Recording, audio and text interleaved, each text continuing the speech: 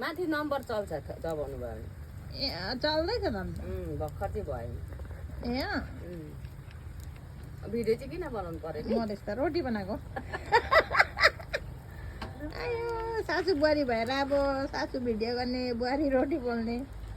बनाइदिएको नि अब यादगार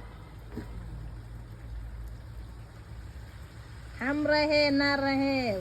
फोटो त रहेगा यार राम्रो हाल्यो होइन यतै चेप्यो किन त्यस्तो भएको अब फिल्मी स्टारहरूको त यस्तै हुन्छ होइन हम रहे भी ना रहे भी फोटो त हर समय बोलिरहेको हुन्छ नि मान्छे मरेको नि मान्छे मरेर गयो त के भयो त फ्यामिलीले जतिखेर हेर्नु मन लाग्यो त्यतिखेर हेर्नु पाइरहेको हुन्छ राम्रै बोलिरहेको हुन्छ राम्रै हाँसिरहेको हुन्छ हिँडिरहेको हुन्छ होइन त्यो माधुरी दीक्षित मरेर गयो फिल्महरू हेर्नु अहिले पनि छ अहिले सेम छोरी चाहिँ खेल्दैछ त्यस्तै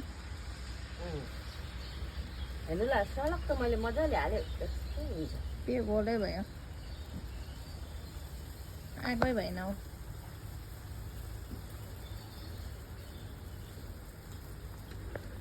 आग नहीं हुआ आग नहीं हुआ बुतुतु निकलाया फिजे फिस तेल आइया रामा रामा हामीहरूको चुला चाहिँ यस्तो हुन्छ है रोटी पनि एउटै मात्रै पाक्दैछ तावामा हेलो गाइस भन्नु न हामीलाई गाइस फाइस भन्नु छैन नि hello guys welcome to my blog भन्नु त आमाको झन्डै ब्लग पठाउनु भयो होइन भन्नु त लु साँच्ची माइली भन्नु त hello guys welcome to my blog भन्नु त आउँदैन भाइ हामीलाई त्यस्तो म पनि बनाउँछु भन्छु कि त्यो कता कता घुम्नु जाँदाखेरि हाम्रो खोलिसक्दा हाँस उठ्नु थालिहाल्छ मलाई हाम्रो दिदी छ नि हेलो गाइस पनि के जाति हामी यहाँनिर लुगा किन्नु जाँदा पनि त्यसो भनेर हँसाएर कहिले अस्ति नै हो हाम्रो आइरिसको बिहाको ए सपिङ गर्नु गएको अब गर्नु कहाँ जानुभयो सिलगढी सिलगढी गएको तिमीले भनेको जग्गा कहाँ लग्यो आम्मा भयो सस्तो मस्तो जग्गामा त लाँदैन नलाने भिआइपी बुढी पनि बोकेर गएको नि त सस्तो मस्तो कहाँ थियो त त्यहाँनिर पनि दामी दामी पाउँथ्यो त्यही त दाम कम्ती थियो होइन अन्त कतिको ल्याएको भन त 52,000 कि 53,000 को ल्याएको लुगा मात्रै बेहुला र बेहुलीलाई र बेहुलीको बाबुआमालाई अनि आफन्तहरूलाई सबलाई खै मलाई चाहिँ हामीलाई खोइ मैले एउटा साडी ल्याएको त ऊ यस्तो परेछ डल्लो ला ठगेछ कुन्तीले अनि ऊ माथि जेठानी दिदीलाई पनि त्यस्तै ल्याएको देवरानी जेठानीले एउटै कलरको साडी ल्याएको उसको पनि त्यस्तै खुम्चेछ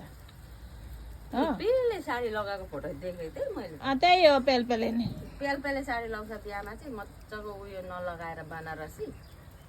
कसको पाउनु त बनारसी कसको बाउको पाउनु थियो मेरो बनारसी थियो त्यो होइन कुन चाहिँ एउटा ल्याउनु हुन्थ्यो 700-800 रुपियाँमा पनि पाइहाल्छ मजाको त्यही भनेर मैले त्यो बाहिर दोकानमा अर्को दोकानमा त्यही जिनिस 2500-3500 भनेको जग्गामा त्यो जग्गामा उयसमै पाउँछ 800-900 होलसेलरकोमा देखाइदिएको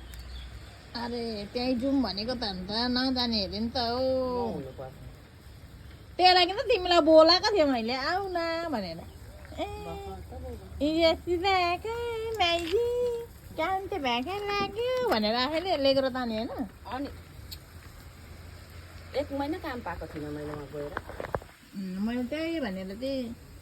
तिमी आयो भने इन्जोय पनि हुन्छ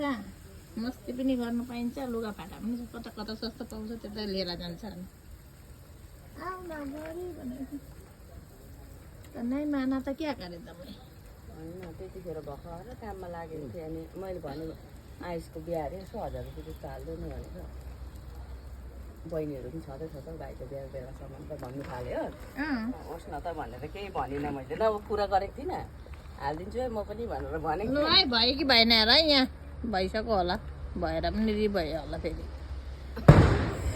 ए भगवान् मेमोरी फुल हुन्छ बन्द गर्नु त्यही रातोलाई दबाउनु त